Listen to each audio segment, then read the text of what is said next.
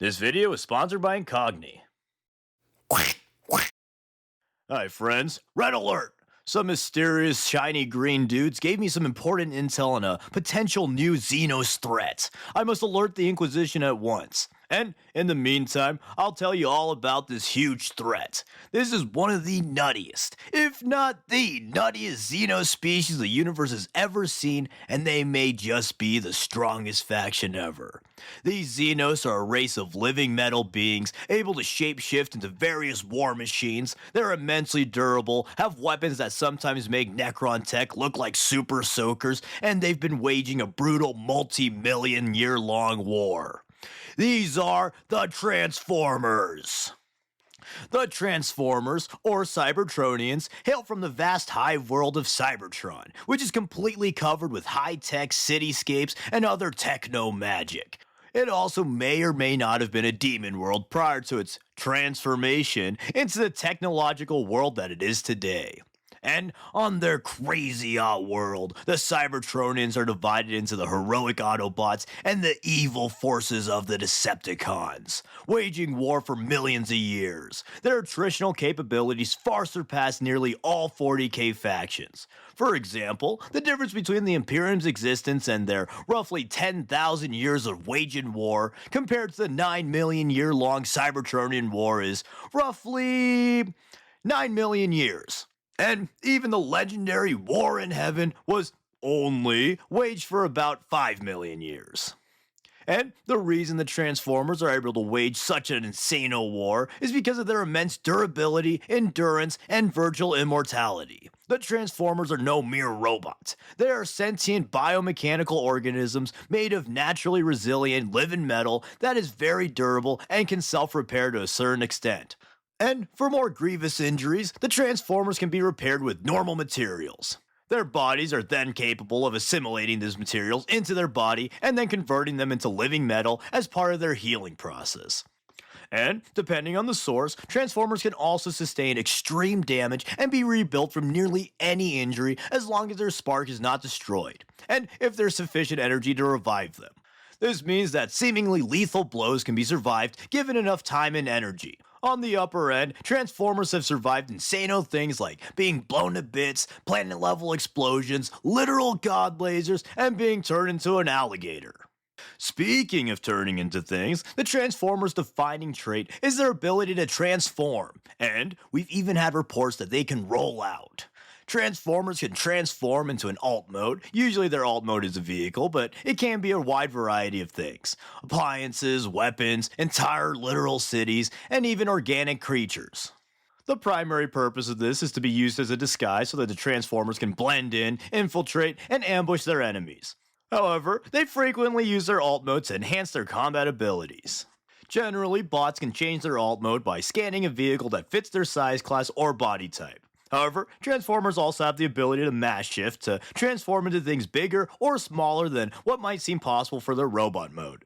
In addition, some Transformers are born with the ability to triple change or even combine into even more giant robots. But before we go any further, do you ever wish you could have a cool robot protect you? Well, I don't know about the robot thing, but today's sponsor Incogni can certainly help protect your personal data and keep your online presence private. Data brokers can be quite dangerous. Malicious ones may weaponize your personal information to carry out scary things like scams, identity theft, and those annoying evil scam likely calls. There can be hundreds of sites that have your information, which is creepy and insane. Speaking from personal experience, there were an alarming amount of sites with a ton of my personal information, easily available just from my name. But after using Incogni for over a year, they've taken my data off of over 600 sites, and now I have to dig pretty deep to find anything with my information, which is very comforting to me. Best of all, I basically had to do nothing to get this information taken down. Once given permission from you, Incogni goes out and does everything needed to remove your personal information from these data brokers. This saved me a reported 444 hours since I didn't have to deal with the annoying data broker websites intentionally making it a long and arduous process to get my information taken down. Also, if you come across a site before Incogni gets to it, you can use their custom removals feature to send a custom request for them to take it down. So, if you're interested, click the link in the description incogni.com/crackduck and use the promo code crackduck to get 60% off on the annual plan. Thank you Incogni for sponsoring this video. Anyways, though, I hope the implications of scanning and adopting new alt modes is apparent. 40k is lauded for its insano weapons, vehicles, and other tech. Transformers can transform into weapons, vehicles, and other tech. And, this does not bode well for the evil ass warmongers of Warhammer 40,000. Beyond the surprise factor, just imagine Warpath going kablooey! With the Demolisher cannon, Junkians daring to be stupid all over the place with orc tech. Carnifexes are cool and all, but big robots that transform into Carnifexes are even cooler. Shadow Sword Megatron with the Ultra Mega Volcano Fusion Cannon. Well, Necrons have the Celestial Orrery, and they are the most powerful faction. Motherfucker, Soundwave just turned into the Celestial Orrery. Also, Transformers usually enhance the power of the vehicles and weapons they turn into, so whatever nutty 40k thing you got, they might just make even nuttier. And on the topic of weapons, offensively, these Xenos are no slouch either. I mean, all Xenos are offensive, but the Transformers are incredibly powerful. These robot weapons are absolutely insane, and some of this shit makes Dark Age technology tech look like OG Dark Age tech. They have a wide array of integrated and handheld weapons from conventional ballistics to sci-fi crazy weapons. Some of their weapons are basically just insano sci-fi magic guns. Picking a few of the craziest ones, let's start off with one of the most iconic weapons in Transformers, and dare I say, one of the most, if not the most iconic weapons in fiction. We've got Megatron's Fusion Cannon. This thing changes from continuity to continuity, but one thing always remains. It's pretty damn nutty. In its first iteration, the humble Fusion Cannon made a modest debut with its ability to, and I quote, link interdimensionally to a black hole and draw antimatter from it. Yep. Sounds good to me. I'm sure that would hurt a little bit. Other times, though, it's a bit more mundane and just uses nuclear fusion to create a giant blast of energy. So, basically a giant long-ranged melta in 40k terms.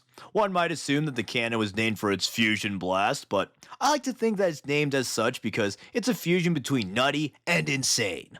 And typically this thing's power is only amplified when Megatron turns into his awesome gun mode. Next, here's null rays, which are, and I quote, able to interrupt the flow of electricity in any circuitry for up to 2 minutes. Gulp. Most of our tech uses electricity in circuits. Then, one of my favorites is the glass gas cannon, which can make metal as brittle as gas. Sounds simple, right? But every custody gangsta until the red guy hits the Armite with his crazy gas and shatters your relic armor with a flying jump kick. Then, a more obscure one that might not seem so nuts, but I feel is pretty insane, is Rewind's adhesion rifle. This crazy ass weapon shoots, once again quoting, an unbreakable metal bonding glue. And you might say, big whoop, big ol' glue gun. Go back to fighting balloons, stupid. To which I would express my massive disappointment. As 40k fans, we should all respect the mighty power of glue. Imagine the implications of this insane magic glue. For the uncreatives, you could just glue a Necron to the floor forever, or permajam a bolter. But why not go further? Hi, New Perturabo. Hi, Rewind. Blammo! Your stupid metal body is now a statue, idiot. Oh, boo! What are you gonna do, buddy? Is this cry sesh gonna interfere with your 4 other bitch fits scheduled for today? Well. Or hell, let's do the ultimate version of tying a nerd's shoelaces together and pull a fast one on the local Imperator Titan. Also, keep in mind, the guy who uses this gun is a fucking cassette, man. He can permaglue your ass to your Invader ATV and then play the touch as you slowly starve to death in your power armor. Honestly, all the cassettes are kinda nutty for no reason, but if we talk about them, we'll go on all day. And even the more mundane weapons of the Transformers are pretty silly. This pterodactyl shoots missiles with a blast force of 5,000 pounds of TNT. Blue Streak has a lightning gun that can shoot 12 miles away. They got gravity rod rifles, rust rays, nuclear ray guns, and more. And all around, the Transformers are very technologically advanced. Just to name a few, they've got a very advanced and safe AI supercomputer in Teletran 1, invisibility cloaking devices, sophisticated holograms, safe honest to god teleportation with their space bridges, and warp drives that don't require you literally taking a dip in hell, among many others. And even without weapons or tech, the Transformers themselves are walking weapons. They're huge hunkin' chunks of metal who can stomp, punch, kick, and tear whatever they might need. Just like most giant robots, the Transformers are very strong. Although their strength varies pretty wildly from bot to bot, every Transformer is far stronger than a human and even Space Marines. And the strongest of them get to pretty nutty heights. The absolute Chad Braun is said to be able to lift 95 tons and is able to level entire buildings with a single punch. And he's a mini-bot. And then, on the bigger end of things, Combiner Superion can, quote, demolish a battleship with a single blow. Imagine what he could do with two. Omega Supreme can shatter mountains and lift up to 300,000 tons with a single arm. And Metroplex is a literal city. Badass. But perhaps most impressively, the man himself, Optimus Prime, is an absolute insano. Beyond being the coolest dude ever, he's also physically a total beast. Famously, he threw this oil tanker. Which, yeah, he threw a boat, big whoop, blah blah blah. Wrong! Some guy online who's somehow nerdier than me did some calculations and determined that Optimus must have lifted and threw approximately 400,000 tons, all while presumably treading water like a total Chad. And no, I will not check this math any further because it's my video and I will believe whatever I want to believe. But I will do this math. Follow me here for a moment. Optimus Prime and later Rodimus Prime has a matrix of leadership. Rodimus Prime used the Matrix of Leadership to destroy Unicron. Unicron is a dark god and chaos bringer. You could even say he's a chaos god of sorts. Thus, using the algebraic power of math, we can safely and definitively confirm that Rodimus Prime could totally kill the Chaos Gods using the power of the Matrix and a kick-ass tune. Total and absolute Transformers sweep, baby. But with that totally true and objectively correct math, I hope I demonstrated how dire and badass of a threat these Xenos pose to the Imperium and 40k universe at large. At least if those shiny blue dudes are to be trusted.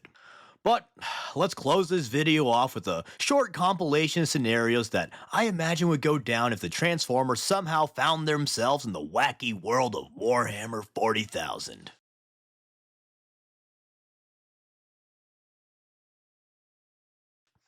These Imperial Guardsmen ain't so bad, ain't they, Cliff? Oh, these young punks will never learn. Ugh, uncut. Are these considered Jet's thrust? Oh, great, they're just dead. Alright, bro, let's try Jet Judo on this one.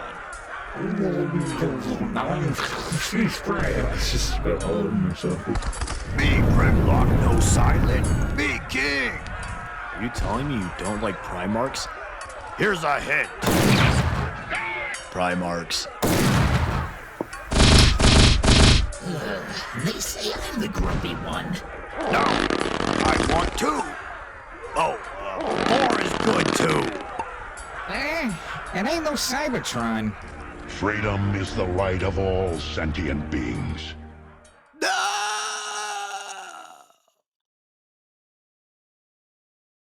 But that was the basics on the Transformers. I hope everyone liked this wacky episode. It was real fun to talk about something other than 40k that I'm really passionate about. So I hope the Transformers translated well to my videos. Transformers is a bit weird since the lore varies so much depending on the continuity, but I hope I did a good job. And I hope that it was clear that I deeply love both of these franchises, and most of the things I said in this video were 100% serious. The Transformers are cooler and more powerful than anything in 40k, and I fully believe that Seaspray could and would solo your favorite Primarch. Anyways though, sorry if you had to wait an extra week for the next Marine video. You should stay tuned, I think you'll like the next one. Anyways, if this does well and people want it, I'd love to talk more in depth on the Transformers. And if everyone hates it and my channel dies, then I'll be crying with my boys. Regardless, let me know what you think of these crazy Xenos, and tell me how correct I am in saying that Optimus would totally solo Chaos with the indomitable power of being a good person. And big thanks to Incogni for sponsoring this video. Be sure to click the link in the description, incogni.com/crackduck, and use promo code crackduck to get 60% off on the annual plan. Anyways though, thank you for watching, and thank you to all my awesome patrons. You're really epic and you help the channel a ton. And as always, please like, comment, subscribe, and consider sharing to all your robots in disguise. Thanks. Seriously though, the power scaling on my wallet versus the power of bankruptcy would be insane if they ever did a 40k Transformers collab.